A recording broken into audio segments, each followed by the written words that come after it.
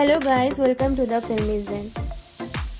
दोस्तों, final the Empire को Hotstar पर रिलीज कर दी गई है, जहां मुगलों के भारत आने की कहानी में इतिहास कम और ड्रामा ज्यादा है। इस वेब सीरीज के पहले सीजन में बाबर की जिंदगी का खाका खींचा गया है। इसमें मोटे तौर पर पता चल जाता है कि बाबर ने कैसे भारत में मुगल साम्राज्य की नींव रखी थी, ऐसे वक्त में जबकि हमारे इतिहास के पुनर्लेखन पर हर तरफ बहस है। डिज्नी हॉटस्टार पर मध्यकालीन भारत के इतिहास का केंद्र रहे मुगल साम्राज्य की कहानी आई है, द एम्पायर। 6 सीजन चलने वाली इस कहानी का पहला सीजन 27 अगस्त को रिलीज हुआ है। इसमें मध्य एशिया से भारत आने वाले पहले मुगल बादशाह बाबर की जिंदगी की दास्तां है।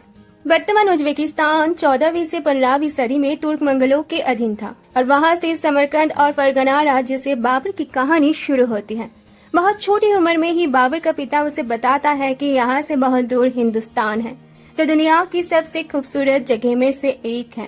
पिता बाबर को वहाँ जाने और बसने का ख्वाब दिखाता है, क्योंकि तुर्क मंगलों अफगानों की धरती पर जीवन की कभी खत्म न होने वाली मुश्किलें हैं और अताताई दुश्मन से कड़ा संघर्ष है, जबकि हिंदुस्तान इस धरती की जन्नत है। द एम्पायर एलेक्स रदरफोर्ड की 6 ऐतिहासिक उपन्यासों की series Empire of the Mughal की पहली कड़ी राइडर्स ऑफ द नॉर्थ पर आधारित है।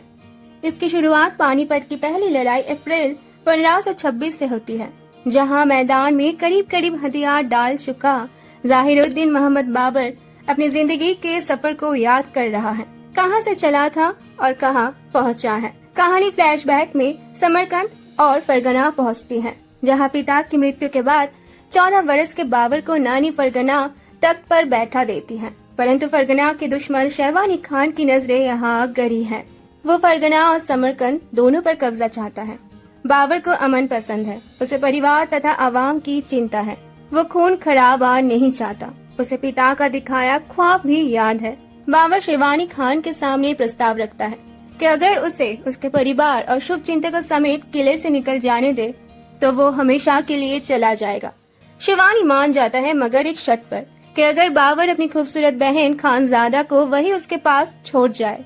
इस वेब सीरीज में बाबर की कहानी उसकी जिंदगी में आए उतार चढ़ाव और संघर्षों को दिखाती है कि कैसे वो बर्फीले पहाड़ियों को पार कर काबुल होते हुए हिंदुस्तान पहुंचता है।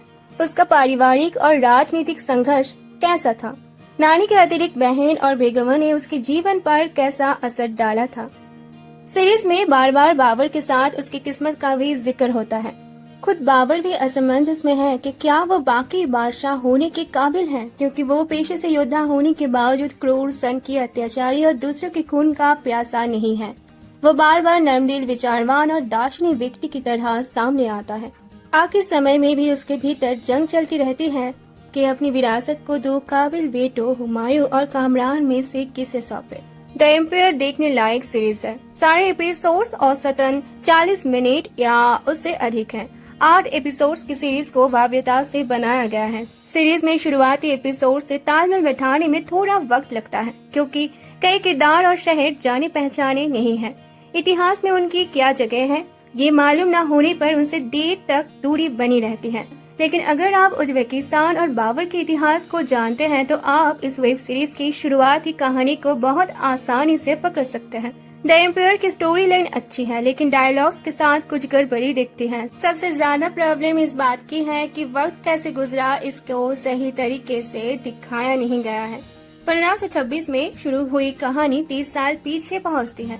पीछे के 30 वर्षों का विस्तार खटकता है, खास तौर पर उन किरदारों को देखकर जिनका मेकअप, गेटअप कई वर्षों से नहीं बदलता। चेहरों और जवानी की चमक भी 30 वर्ष गुजरने के बाद भी वैसे का वैसे ही बनी रहती है। एम्पायर के 8 एपिसोड थोड़े बहुत लंबे लगते हैं। इस सीरीज में कुणाल कपूर, दृष्टि धामी, दीनो मोरिया और शबाना आजमी है। कुणाल ने बाबर के रूप में अच्छा काम किया है और कई जगह पर उनके भावुक दृश्य बढ़िया है। दृष्टि धामी सुंदर दिखी है और उन्होंने बाबर की बहन खानजादा का किरदार को भी जिंदा किया है। उनकी भूमिका यहाँ बहुत अहम है। शबाना आजमी बाबर की सख्त दिल नानी के रूप में असर छोड़ती है, मगर इन सब के बीच जो एक्टर सबसे ज्यादा ध्यान आकर्षित करता है वो दीनो मोरिया है। बचपन में जुल्म सितम सहते हुए पत्थर दिल क्रूर बन गए शैवानी खान बने दिनों ने अपने रोल में जान फूंक दी है। दृष्टि धामी के साथ इमोशनल सीन्स को भी खूबसूरत तरीके से निभाया है। राहुल देव, आदित्य सिल समेत अन्य कलाकारों ने भी अपनी सीमित भूमिकाओं को ठीक से नहीं निभाया है, मगर खास तौर पर बाबर की बेगमों समेत कई किरदारों की कास्टिंग प्रभावित नहीं करती। बतौर निर्देशक मिताक्षरा कुमार ने कहानी को इतिहास के नजदीक रखने के बजाय भावनाओं के करीब रखा है। युद्ध के दृश्य को आकर्षक और भव्य ढंग से शूट किया गया है। कैमरा वर्क भी शानदार है। कुल मिलाकर अंत में बस इतना ही कहूँगी कि अगर आप इतिहास में रुचि रखने वालों में से हैं, तो इस वेब सीरीज को आप देख सकते हैं। लेकिन आपको ये भी ध्यान रखना पड़ेगा कि इतिहास से ज्यादा ड्रामा है और सिर्फ ड्रामा ही है। IMDb पर इस सीरीज का रेटिंग है 3.1। दोस्तों, अगर आपने अभी तक फिल्मी ज़ेन को सब्सक्राइब नहीं किया है तो अभी सब्सक्राइब बटन पे क्लिक कर बेल आइकन को दबा दीजिए और वीडियो अच्छी लगी हो तो लाइक, शेयर और कमेंट करना बिल्कुल भी मत भूलिएगा।